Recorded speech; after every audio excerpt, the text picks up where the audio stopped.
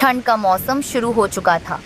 आसमान में काले काले बादल छाए थे जो भयानक तौर से चमक रहे थे।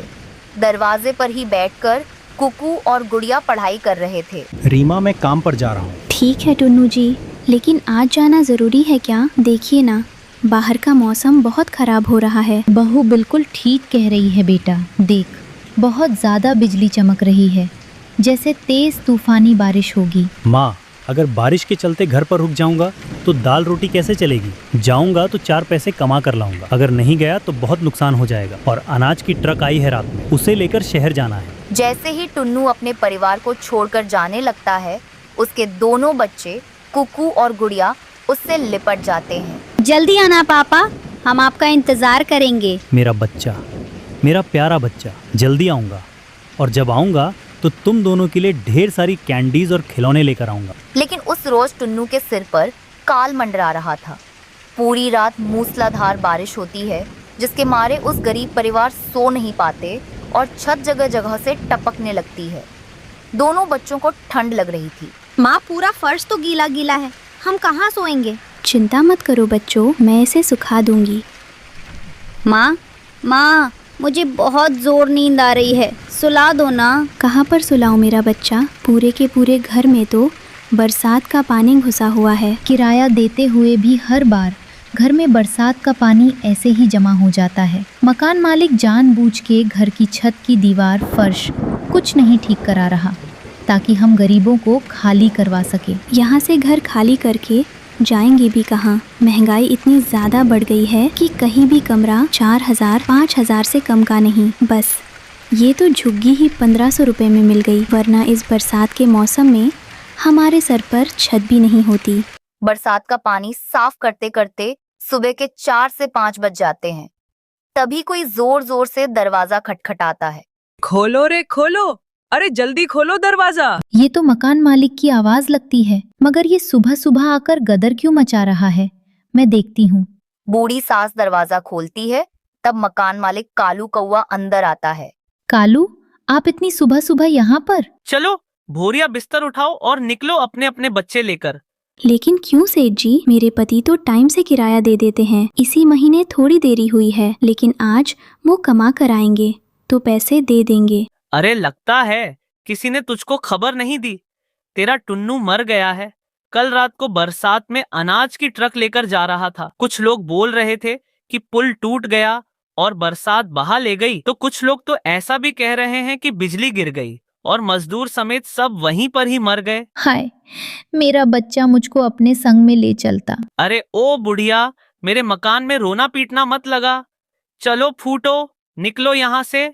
ऐसा मत कीजिए। इस बरसात के मौसम में मैं गरीब अकेली औरत अपने छोटे छोटे बच्चों को लेकर कहाँ भटकूंगी? थोड़ी तो दया दिखाइए। ऐसा कहकर मकान मालिक उन सबको घर से बाहर निकाल देता है। हालत से मजबूर दोनों सास बहू बच्चों को अपने पंखों में छुपाकर इधर से उधर भटकने लगे। तभी एक जगह पर कुकू भुट्टा सिल्ली बिकते हुए देखता है। माँ, मुझे जोर की भूख लगी, भुट्टा खिला दो ना। मेरे पास पैसे नहीं है कुकू। माँ, ज्यादा थोड़ी मांग रहा हूँ, बस एक ही दिला दो ना प्लीज। मैं और गुड़िया उसी में से आधा बांट कर खा लेंगे, दिला दो ना। अच्छा चुप हो जाओ, मैं जाती हूँ लेने। रीमा चिड़िया भुट्टे वाले के पास आती है। भैया जी, एक भुट्टा देंगे? अरे बिल्कुल बहन जी, एकदम मस्त मजेदार भुट्टा है। 25 रुपए की एक पड़ेगी, बताओ कितना दूं? मेरे पास पैसे नहीं है। अरे पैसे नहीं दिए तो क्या फ्री का भुट्टा खाओगी? मेरे बाप दादा के खेती बाड़ी से तोड़कर थोड़ी ना लाया हूँ। चलो भागो यहाँ से। ठेले वाला डांट कर भगा देता है। तभी एकदम जोर जोर से बादल गरजने लगते हैं और आंधी तूफान भी चलने लगता है और पक्षी अपने अपने घरों की तरफ भागने लगते हैं। आसमान में बरसात के साथ साथ बड़े बड़े ओले गिर रहे थे। माँ, मेरी आंखों में धूल पड़ रही है। देखो सब लोग अपने अपने घर जा रहे हैं, आप भी चलो ना दादी। उठो उठो ना। कौन से घर जाएंगे बिटिया?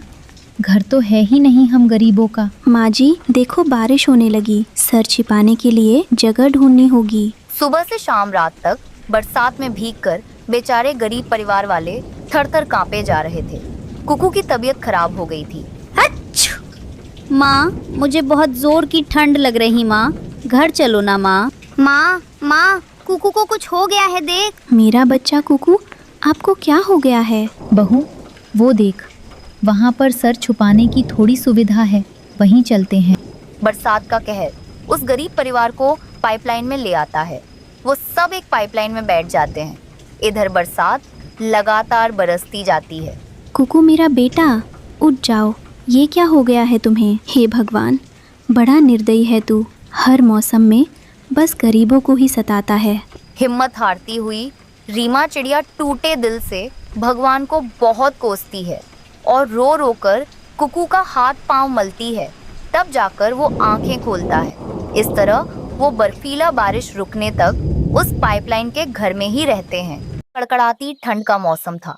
चारों ओर बर्फ की सफेद चादर बिछी थी, जिसने प्रकृति की सुंदरता को भले ही बढ़ा दिया हो, लेकिन वन्य जीवों के लिए जीवन अत्यंत कठिन बना दिया था। आसमान से रुक रुक कर बर्फ गिर रही थी और हर तरफ बर्फीली हवा का राज था। इस कठोर सर्दी में नन्ही रीमा चिड़िया और उसकी प्यारी बेटी गुड़िया भोजन की तलाश में भटक रहे थे। उनके छोटे पेट भूख से सिकुड़ रहे थे और हर प्रयास व्यर्थ होता जा रहा था। जंगल में एक दाना भी खोजना मानो नामुमकिन सा हो गया था। माँ, मेरे पैर सुन्न हो रहे हैं। इतनी ठंड है कि उड़ने का भी मन नहीं कर रहा। गुड़िया, हिम्मत रखो मेरी बच्ची। हमें कहीं न कहीं कुछ तो मिलेगा ही। भगवान किसी को भूखा नहीं सुलाते।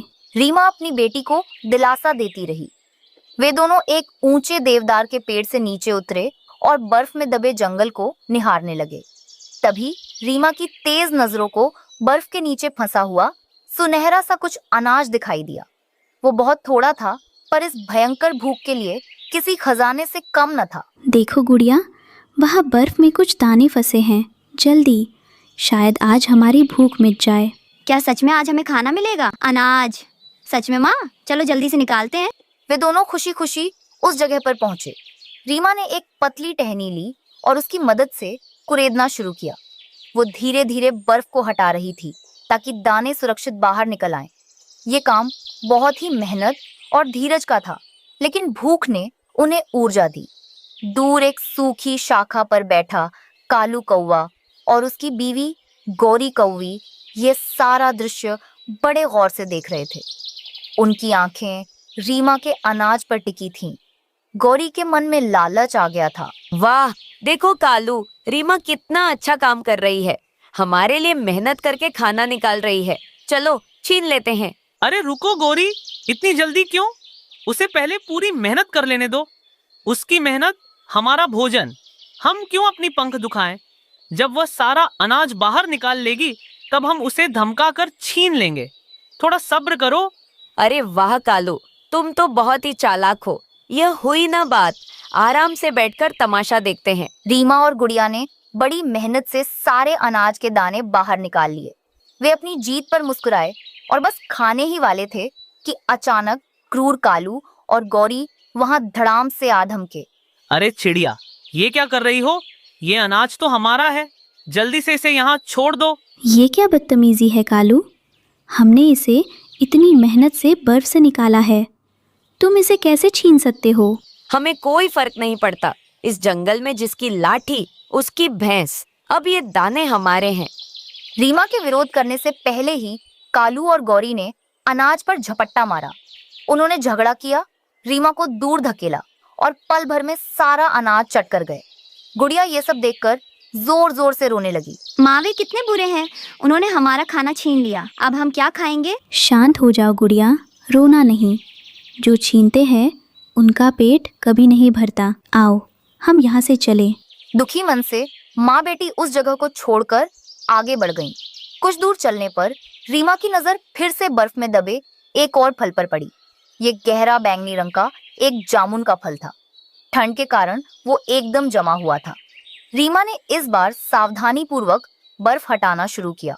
उधर पेट भर चुके कालू और गौरी फिर से उड़ते हुए आए और देखा कि रीमा फिर से मेहनत कर रही है। देखो गौरी, इस चिड़िया को अक्ल नहीं आती, फिर से मेहनत कर रही है। ये अब जामुन है। कैसी मूर्ख है ये। अरे इसे पता ही नहीं है कि मेहनत का फल तो हमें ही खाना है। जल्दी करो, इससे पहले कि ये खा ले। इस बार रीमा के जामुन पूरी तरह बाहर निकालने से पहले ही कालू ने झपट्टा मारा और जामुन उठा लिया। वे दोनों जोर जोर से हंसे और रीमा का मजाक उड़ाया। कालू और गौरी ने आधा आधा जामुन खाया, पेट भरा और रीमा को चिढ़ाते हुए वहां से उड़कर चले गए। जाने दो गुड़िया, ऐसे लोगों से बहस नहीं करते। गुड़िया, जो अभी भी थोड़ी निराश थी, जमीन पर गिरी हुई उस जामुन को देखने लगी जिसे कालू ने छोड़ दिया था। वो टूटा हुआ था, लेकिन उसमें एक छोटा सा बीज दिख रहा था। माँ देखो, हमारे पास ये जामुन का बीज है। इसे खा तो नहीं सकते, लेकिन मैं इसे अपने घर के पास मिट्टी में बो दूंगी। मेरी प्यारी गुड़िया, ये तो बहुत अच्छा विचार है, लेकिन ठंड का मौसम है। जामुन के पेड़ तो सिर्फ गर्मियों में ही उगते हैं। अभी बीज बोने से कोई फायदा नहीं होगा। पर माँ, कोशिश करने में क्या बुराई है? मुझे लगता है ये जादुई बीज है। देखो ये कैसे चमक रहा है। गुड़िया की बात सुनकर रीमा को भी थोड़ी उम्मीद जगी।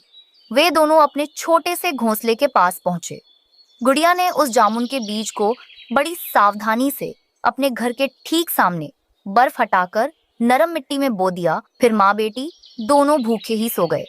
अगली सुबह जब माँ और बेटी भोजन की एक और असफल खोज पर जाने के लिए तैयार हो रहे थे, तो जो दृश्य उन्होंने देखा उस पर उनकी आंखें फटी की फटी रह गईं। उनके घर के ठीक सामने जहां गुड़िया ने बीज बोया था, वहां एक घना स्वस्थ जामुन का पेड़ खड़ा था। और सबसे आश्चर्यजनक बात ये थी कि उस पर ढेरों सारे गहरे पके हुए जामुन लगे हुए थे। हाँ, वो सचमुच एक जादुई जामुन का बीज था जो ठंड की रात में भी रातों रात उगाया था। माँ और बेटी बहुत खुश हुई। माँ देखो, मैंने कहा था ना, ये जादुई बीज था। अब हम भूखे नहीं रहेंगे। हाँ मेरी बच्ची, तुमने सही कहा। ये तो भगवान का वरदान है। तुम्हारी मेहनत, दया और सकारात्मक सोच का फल है। उन्होंने पेट भरकर मीठे और रसीले जामुन खाए। जामुन इतने ज्यादा थे कि उनके लिए बहुत बच गए। गुड़िया, हमारे पास इतना सारा भोजन है, लेकिन जंगल में बाकी पक्षियों को अभी भी खाना नहीं मिल रहा होगा। हमें उनके लिए कुछ करना चाहिए। हाँ माँ, हम मदद करेंगे। जैसे हम भूखे थे वैसे बाकी सब भी होंगे। ठीक है, तुम एक टोकरी जामुन कबूतर के परिवार को दे आओ, एक टोकरी मिट्ठू तोते के परिवार को, और एक टोकरी प्यारी बुलबुल को भी दे आओ। याद रखना, हमेशा बांट कर खाने में ही सच्ची खुशी मिलती है। गुड़िया ने तुरंत वैसा ही किया। उसने सबको जामुन बांटे। सभी पक्षियों ने उन्हें ढेर सारी दुआएं दी और रीमा और गुड़िया का धन्यवाद किया। इस पूरे दृश्य को ईर्ष्यालु कालू और गौरी एक बार फिर दूर से देख रहे थे। उनके मन में अब लालच था। देखो कालू, वे कितने मजे से जामुन खा रहे हैं और हमने अपने हिस्से का थोड़ा सा खाकर खत्म कर दिया। हमें भीख मांगनी पड़ेगी अब। भीख नहीं मांगेंगे, हम चुराएंगे। इतनी मेहनत से पेड़ उगाया है, अब हम रात को सारे जामुन चुरा लेंगे। यह पेड़ हमारा होगा। जैसे ही रात हुई और चारों ओर चांदनी फैल गई, लालची कालू और गौरी चुपके से जामुन के पेड़ के पास पहुंचे। चलो गोरी, मैं जामुन तोड़ता हूँ। कालू जैसे ही पहला जामुन तोड़ने के लिए पेड़ की टहनी छूने वाला था, उसे अचानक बिजली का एक तेज झटका लगा। जोरदार कांव कांव की आवाज के साथ वो नीचे गिर पड़ा। दरअसल रीमा ने समझदारी दिखाते हुए जादुई जामुन के पेड़ की सुरक्षा के लिए उस पर एक सूखी जादुई बेल लपेट दी थी, जो चोरी करने वाले को बिजली जैसा हल्का झटका देती थी। गोरी, ये क्या था?